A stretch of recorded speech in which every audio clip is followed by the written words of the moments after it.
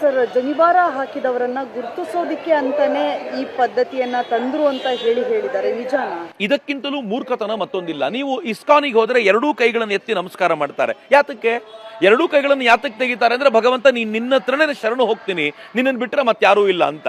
ನಾವೆಲ್ಲರೂ ದೇವಸ್ಥಾನಗಳಲ್ಲಿ ನೇರವಾಗಿ ಸಾಷ್ಟಾಂಗ ಮಾಡಿದ್ರೆ ಇಸ್ಕಾನ್ನಲ್ಲಿ ಎಡದಿಂದ ಎಡಕ್ಕೆ ಸಾಷ್ಟಾಂಗ ನಮಸ್ಕಾರ ಮಾಡ್ತಾರೆ. ಯಾತಕ್ಕೆ? ಅದು ಭಗವಂತನಿಗೆ ಹೃದಯ ಸಮರ್ಪಣೆ ಮಾಡುವಂತ ಪರಿಕಲ್ಪನೆ. ಆಯಾ ದೇವಸ್ಥಾನಗಳು ಆಯಾ ಪರಂಪರೆಯವರು ತಮ್ಮದೇ ಆದೊಂದು ವ್ಯವಸ್ಥೆಯನ್ನ ಮಾಡ್ಕೊಂಡು ಬಂದಿದ್ದಾರೆ. ಶರ್ಟ್ ತೆಗೆಯೋದು ಯಾಕೆ ಅಂತಂದ್ರೆ, ಅಹಂಕಾರವನ್ನ ಪಕ್ಕಕ್ಕಿಟ್ಟು ನಾವೆಲ್ಲರೂ ಸಮಾನ ಅಂತ ತೋರಿಸಿಕೊಳ್ಳುವಂತ ಪ್ರಯತ್ನ. ಈ ಶರ್ಟ್ ತೆಗೆದು ಲೈನಲ್ಲಿ ಹೋಗಬೇಕಾದ್ರೆ ಅಲ್ಲಿ ಬ್ರಾಹ್ಮಣನೂ ಇರ್ತಾನೆ, ವೈಶ್ಯನೂ ಇರ್ತಾನೆ, ಕ್ಷತ್ರಿಯನೂ ಇರ್ತಾನೆ, ಯಾರನ್ನ ಕೆಳಜಾತಿಯವರು ಅಂತ ಇವ್ರು ಕರೀತಾರೋ ಅವನು ಜೊತೆಯಲ್ಲಿ ಇರ್ತಾನೆ. ಬೇರೆ ಎಲ್ಲ ದೇವಸ್ಥಾನಗಳನ್ನು ಬಿಡಿ, ಕನ್ನಡಿಗರು ಪ್ರತಿಯೊಬ್ಬರು ಕೂಡ ಧರ್ಮಸ್ಥಳಕ್ಕಂತೂ ಹೋಗಿಯೇ ಇರ್ತಾರೆ. ಒಂದಲ್ಲ ಒಂದು ಸಂದರ್ಭದಲ್ಲಿ ಧರ್ಮಸ್ಥಳದಲ್ಲಿ ನಾವು ಶರ್ಟ್ ತೆಗೆದು ಹೋಗ್ತೀವಿ.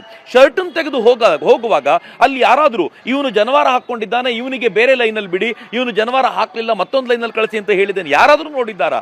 ಜನವಾರ ಹಾಕಿದವನು ಹಾಕದವನು ಎಲ್ಲ ಜಾತಿಯವರು ಎಲ್ಲ ಮತಗಳವರು ಒಂದೇ ಸಾಲಿನಲ್ಲಿ ನಿಂತ್ಕೊಂಡು ಭಗವಂತನ ದರ್ಶನ ತೆಗೆದುಕೊಳ್ತಾರೆ. ಆದರೆ ದಾರಿಯಲ್ಲಿ ಹೋಗುವಾಗ ಆ ಶರ್ಟ್ ಅನ್ನ ತೆಗೆದುಕೊಂಡು ಹೋಗೋದು ತನ್ನ ಅಹಂಕಾರ ಮುಕ್ತರಾಗಿ ಹೋಗುವಂತ ಆ ಭಾವ ಅನ್ನೋದು ಪ್ರತಿಯೊಬ್ಬರಿಗೂ ಗೊತ್ತಿದೆ. ಎಲ್ಲರೂ ಕೂಡ ತಮಗೆ ಬೇಕಾದಂತೆ ಪ್ರತಿಯೊಂದನ್ನು ಕೂಡ ಅವ್ರದೇ ಮೂಗಿನ ನೇರಕ್ಕೆ ಅವರು ಆಲೋಚನೆ ಮಾಡಬಹುದಾಗಿರೋದ್ರಿಂದ ಇದನ್ನ ಲೆಫ್ಟಿಸ್ಟ್ಗಳು ಏನು ಹೇಳ್ತಿದ್ದಾರೋ ಅದನ್ನ ಕಮ್ಯುನಿಸ್ಟರ ಪಂಥದ ಪಿಣರಾಯಿ ವಿಜಯನ್ ಇದನ್ನು ಸ್ವಲ್ಪ ಜೋರಾಗಿ ಮಾತನಾಡ್ತಿದ್ದಾರೆ.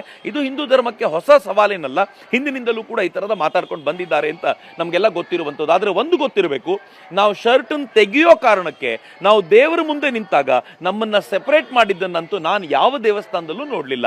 ನಿಮಗೆ ಜನವಾರ ಇಲ್ಲ, ಹೀಗಾಗಿ ನೀವು ಮತ್ತೊಂದು ಲೈನಿಗೆ ಬನ್ನಿ, ಜನವಾರ ಇರೋರು ಈ ಲೈನಿಗೆ ಬನ್ನಿ ಅಂತ ಶರ್ಟ್ ತೆಗ್ದಿರೋದ್ರಿಂದ ಯಾರು ಹೇಳಿದ್ದನ್ನ ನಾನಂತೂ ಕೇಳಲಿಲ್ಲ. ಹೀಗಾಗಿ ಅಪ್ಪಟ ಸುಳ್ಳು ಅಂತಾನೆ ಹೇಳಬೇಕು.